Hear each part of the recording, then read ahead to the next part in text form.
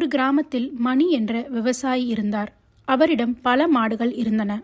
தினமும் காலை முதல் மாலை வரை அவற்றை மேய்ப்பதற்கு அழைத்துச் சென்று மாலை நேரம் மரத்தடியில் ஓய்வெடுப்பார். ஒரு நாள் எல்லா மாடுகளையும் கட்ட கயிறு போதவில்லை. ஒரு மாடுக்கு மட்டும் கயிறில்லை. அதை அருகில் வைத்துக்கொண்டு கவனித்து கொண்டே ஓய்வெடுக்க முயன்றார். ஆனால் அந்த மாடு அசைந்து கொண்டே இருந்தது. அப்பொழுது அருகில் வந்த ஒரு முதியவர் சொன்னார், அதை கட்டுவது போல நடி. மணி சிரித்தார். ஆனால் முயற்சி செய்து போலியாக முடிச்சு போட்டார். ஆச்சரியம், அந்த மாடு அசையாமல் நின்றது. சிறிது நேரம் கழித்து மற்ற மாடுகளை அழைத்துச் சென்றார். அந்த மாடு மட்டும் நகரவில்லை. முதியவர் மீண்டும் சொன்னார்.